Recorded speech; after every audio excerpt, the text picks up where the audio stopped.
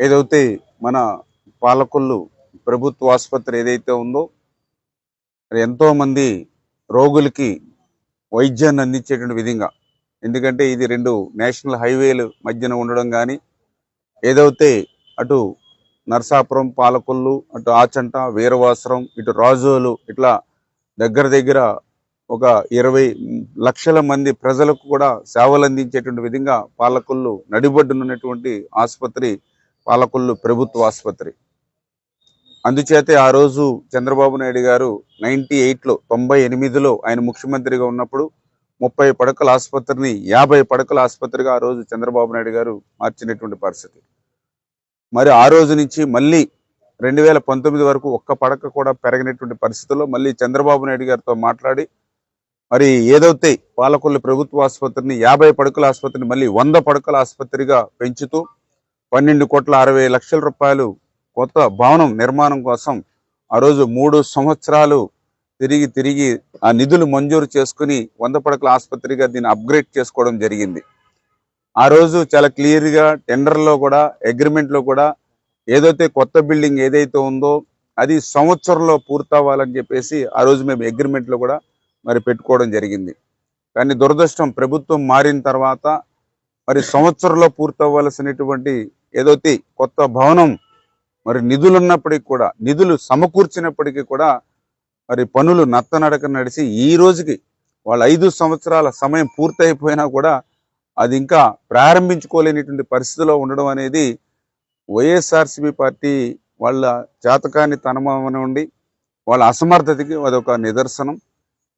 అంతకు మించి ఈవేళ చూస్తూ ఉంటే మరి ఏదైతే నూతనంగా నిర్మాణం చేసినటువంటి భవనం మీద కూడా మరి ఏదైతే నీరు కూడా ఎక్కడికక్కడ నిలబడిపోయి, ఏదైతే ఆ నిలబడిపోయినటువంటి నీరుని ఆ స్లాబ్స్ కూడా సరిగ్గా మెయింటెనెన్స్ లెవెల్స్ చేయకపోవడం కానీ, ఇప్పుడు పాత బిల్డింగ్ అంటే లీకేజ్లు అవుతూ ఉన్నాయి అంటే కొంతవరకు ఆలోచన చేయవచ్చు, కానీ ఇంకా ప్రారంభించుకోలేనటువంటి భవనం కూడా ఇంకా లీకేజీలు వస్తూ ఉన్నాయి అని అంటే మరి ఏదైతే ఈ యొక్క వైఎస్ఆర్సీపీ వాళ్ళ ప్రభుత్వ విధ్వంసానికి ఎక్కడో అమరావతి, లేకపోతే ఎక్కడో పోలవరము, లేకపోతే ఎక్కడో ప్రజావేదికో కాదు, మన పాలకులలో కూడా వాళ్ళ విధ్వంసానికి ప్రత్యక్ష సాక్ష్యాలుగా మరి ఏదైతే ఆ నూతన భవనం, ప్రభుత్వ ఆసుపత్రి భవనం కానీ, మొన్ననే మేము చూసాం ఏదైతే బొండాడు వెంకటరాజగుప్త కళాక్షేత్రం కానీ, ఇట్లా వాళ్ళ విధ్వంసానికి ఎట్లా ప్రతి ప్రాంతంలోనే ఎట్లా బలైపోయాయి అనేది. ఎందుకంటే లాస్ట్ టైం కూడా నేను శాసనసభ్యుడిగా ఉన్నాను, ఒక ప్రజాప్రతినిధిగా. మరి ఏదైతే కష్టపడి నిధులు తెచ్చాము, దానికి ప్రజలకి సేవలు అందించేటువంటి విధంగా ఆ భవనాన్ని నిర్మాణం చేయాలనే ఆలోచనతో ఆ రోజు 5 సంవత్సరాల్లో నేను అధికారులను కానీ, మరి అదేవిధంగా ఆ రోజు ఉన్నటువంటి ఉన్నతాధికారులు, కలెక్టర్ గారు వంటి వారితో సైతం మాట్లాడడానికి ప్రయత్నం చేసినా ఆ రోజు తెలుగుదేశం పార్టీ శాసనసభ్యులంటే కనీసం గుమ్మం కూడా మమ్మల్ని తొక్కనిచ్చేటువంటి పరిస్థితి లేదు. ఫోన్ కాల్స్ కూడా ఆ రోజు లిఫ్ట్ చేసేటువంటి పరిస్థితి లేదు. దానికి పర్యవసనం ఈ రోజు మనం చూస్తూ ఉన్నాం, ఏదైతే ఏ రకంగా విధ్వంసానికి గురైందో. అందుకే ఈ రోజు కూడా ఆ అధికారులు కూడా అదే అడిగా. ఆ రోజు ఎవరైతే వైఎస్ఆర్సీపీ పార్టీ నాయకులతోటి, ఇన్ఛార్జీలతోటి మరి కలిసిమెలిసి తిరిగి ఈ రకమైన పరిస్థితి తీసుకొచ్చారు, ఈ రోజు ఎవరు బాధ్యత వహిస్తారు? ఆ ఇన్ఛార్జి బాధ్యత వహిస్తాడా? అధికారులుగా మీరు ఆ తప్పిదాలకి మీరు బాధ్యత వహిస్తారా? చేత ప్రజాప్రతినిధులు ఎవరైతే ఉంటారో అధికారులు కూడా ఆ ప్రజాప్రతినిధులకి, ఎందుకంటే ప్రజల బాగోగులు, ఆ ప్రజలకి భద్రత అనేది ఆ ప్రజాప్రతినిధికి ముఖ్యం కాబట్టి అతని ఆలోచనల ప్రకారం ఆ ఇంజనీరింగ్ కూడా డిజైన్స్ కూడా కరెక్ట్గా చేసుకోవడం, దాన్ని కరెక్ట్గా ఎగ్జిక్యూట్ చేసుకోవడం మీద దృష్టి పెట్టుంటే ఈవేళ ఆ పరిస్థితి ఉండేది కాదు. అందుకే ఇప్పుడే ఇమీడియట్లీ కలెక్టర్ గారితో, అదేవిధంగా ఉన్నతాధికారులతో కూడా మాట్లాడడం జరిగింది.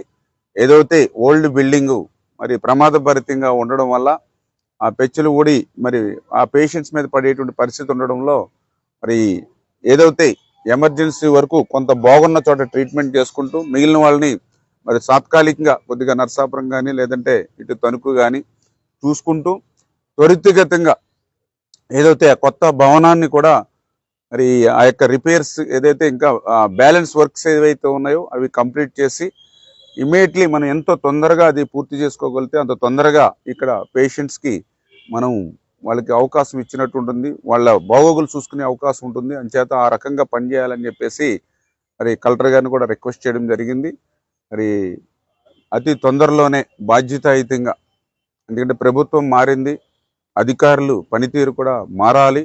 తద్వారా మరి రాబోయేటువంటి రోజుల్లో ఆ యొక్క ఆసుపత్రిని కూడా మార్చి, ఎందుకంటే మాకు కూడా ఒక కళ ఏదైతే ఇది ఇమ్మిడి సత్యనారాయణ గారు మరి దగ్గర దగ్గర 13 ఎకరాల 60 సెంట్ల వరకు కూడా స్థలాన్ని ఉచితంగా ఇచ్చి, మరి ఏదైతే ఇంత సుశాలమైనటువంటి స్థలం పాలకొల్లు నడిబొడ్డులో ఉంది కాబట్టి దీన్ని ఒక అందమైనటువంటి ఒక ప్రభుత్వ ఆసుపత్రిగా అందరి రోగులకి కూడా, ఆ పేషెంట్స్ కూడా సకల సౌకర్యాలు అందేటువంటి విధంగా చేయాలని, ఇక్కడ ఒక డయాలసిస్ సెంటర్ లాంటిది కూడా నెలకొల్పాలని ఎన్నో మాకు ఉన్నాయి.